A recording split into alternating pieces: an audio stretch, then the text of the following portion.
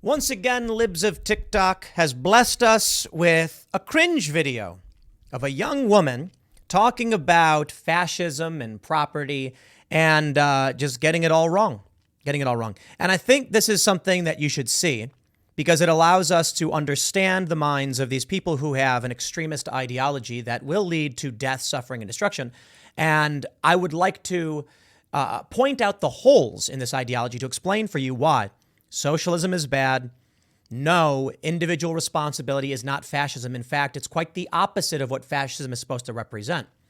But before I just go off rambling about fascism, communism, let me show you a woman who says that people should not have private property while complaining that she once lived in a tent. Lady, do you not understand? Living in an apartment is private property. Okay. Let me just play the video and be warned. She swears a whole lot. All right, here we go. I don't know, in case your kids are listening or something. This time last year, I was, in fact, living in a tent, and it's been a wild fucking ride from there to now because, like, you know, tomorrow I move into the home that I fucking own, right? Which is wild for me as well because, like, I genuinely, and this is, I think people don't really get this, but I genuinely believe the shit that I say. Like, this down to my fucking gut. The abolition of private property is, like, my number one fucking aim. This lady clearly has no idea what that means, but I can respect that she said she's moving into a house that she owns, which is kind of shocking to her because she wants to eliminate private property. All right, let's talk, lady. Right, that's just all I fucking want to do. Personal property is fine. You can have your fucking personal property. Private property, let's just do away with all of that fucking shit. What does that mean? That is meaningless, completely meaningless. And it's a line socialists say all the time in order to convince you that there is some distinction between private property and personal property. But personal property quite literally is private property. Okay?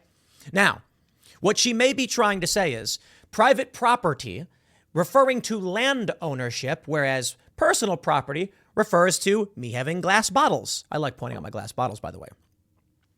It's still nonsense because it's all rooted in the same thing. You know what? Let me just explain it this way. Lady, you're buying a house, right? Do you know what would happen if you did not own that house? You see all those homeless people out there on the street.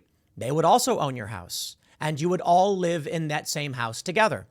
And there's not enough houses for everybody. Now, they can come out and scream all they want that there are enough houses for everybody because they do this lie where they're like, did you know that for every 10 house, like every one homeless person, there's 10 empty houses owned and real estate and blah, blah, blah. And it's like, maybe true. Many of these houses that they bring up in these statistics are in disrepair. And you can't put human beings inside of. In Detroit and Michigan, there are many houses that are unoccupied. Good luck. You can't put people in them. We had to spend, look, we're doing a lot of construction work at Freedomistan.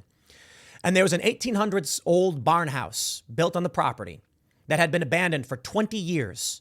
And it's going to cost us around $100,000 to make it livable.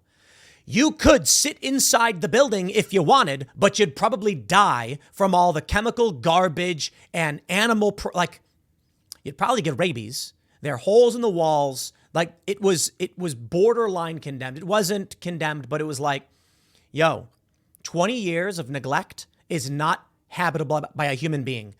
We were warned, there's mold, there's dust, and there's animal bits, and you can't breathe the air in here. It's not ventilated. So when things go in there and die over 20 years, it stays. You can't take homeless people and just put them in there. Okay, let's slow down. Okay, so expensive. This means human beings have to come and do the work to make the building livable. Let's listen, lady. What else you got? Because it leads to fascism. Okay.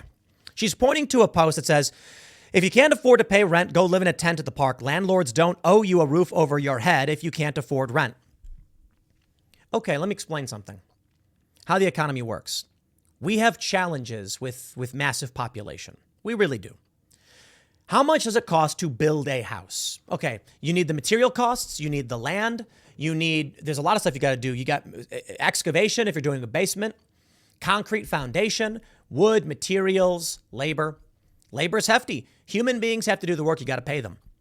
Now, if a human being can't afford $300,000 to build a house, perhaps it's a problem of the economy and it shouldn't cost that much. Fine, we can talk about that. But if you can't afford it, you can't afford it. What do? Well, there's the idea of the socialists that the government just get the materials and take them, but someone has to chop those trees down. Someone has to process the lumber. Someone has to work every level of this. And when you say that the government will make you do it, it just means you're lowering the standard of living for everybody. Here's ultimately how it comes down to what it comes down to. I don't like massive landlord corporations. Not the biggest fan. I think there are problems with how the system works for sure. But being a property owner and having tenants, I can tell you this. Typically, it ain't worth it. I really don't think it's worth it. I got to be honest. People make a business out of it, but what? You got to own dozens of properties before you're actually sustaining yourself. And then you have a massive corporation with tax filings with multiple LLCs and staff to maintain and manage all these buildings. Guess what your rent pays for? The maintenance and upkeep of the building you are not responsible for. And people like this are like, it's fascism that someone would own a building and then charge money for it. Yeah, they charge money for it. Some people are very wealthy because they own a company and the company owns 1,000 buildings. And then they distribute the workload to other people and take a cut off the top. Not a fan. I don't like people who make money off money. I want you to be personally responsible and I want you to pitch in. And I can understand complaining about that. Hey, guess what? I'm center left. But this lady is completely wrong. This, what you've done, is called fascism. And I know that that's a confusing term for some people, and I'm going to have a whole bunch of, straw mans in the thing going, oh my God, that's not fascism, you're overreacting. No. In terms of economic theory, fascism is the genuine belief that individuals are responsible for their own well-being and welfare. And that if you're suffering and struggling, that's on you. And yeah, I mean, kind of, but not really. Just not really. The fasces, which is the symbol of fascism they used in, I believe in Italy. It's a weapon, which is a bundle of sticks with an axe blade, and it's called the fasces. And it was meant to represent that all of the sticks that come together and then are tied together are strong. And you know what's funny? The communists had the exact same symbolism. They used the closed fist with their fingers facing towards you, like that. Why? The fingers together are separate are weak, but together you have a fist. That's why they raise their fist in what's called the red salute. The fascists and I think it's mostly the Nazis used the Roman salute. And they're weird because they were the Nationalist Socialist Party, but you can't call them socialist. They were lying. Fine, I'll accept that when you accept that you can't call them anti-fascist because I think they're lying too. I think they're both lying. How about that? But no, lady, you're wrong. That thought line, that pattern of thought also has really strong ties to white supremacy, has really strong ties to eugenics theories. Okay, yeah, let's not talk about Planned Parenthood there. But eugenics theories and white supremacy, when she's saying white supremacy, she's not talking about a Klan rally. She's talking about like showing up to work on time. She's talking about keeping schedules and saving money for the future. I am not exaggerating. The Smithsonian published this stuff. When the left says white supremacy, they do not mean Klan rallies. Hope you understand that. And pops up a lot in Christian movements. It's really weird how all of these tools of colonization are dangerous for all of us and seem to keep popping up in the same sorts of groups over and over and over again who have historically made it their mission to make the lives of people of color fucking horrendous. Are Japanese people people of color? Are Koreans people of color? What about the Chinese? What about India and Pakistan? All right, let's talk about, I don't know, Japanese colonialism. Let's talk about Chinese colonialism. This is what I can't stand about these racists. They think that only white people can do certain things. This woman, I will explain. This woman is a white supremacist. And I'm not being cute, and I'm not trying to be like, no, you're the white supremacist. No, I mean this literally. These are people, white liberals, who view white people as superior. They argue against it, but they believe it. That's why we call them white supremacists with guilty consciences. She doesn't know anything about East Asia. She doesn't want to talk about Southeast Asia. She acts like these people don't exist, as if I could not tell you stories about, hey, here's a funny story. All my life, I knew that I was part Korean. And then I found out because of a DNA test, I'm actually part Japanese too. I wonder why that is.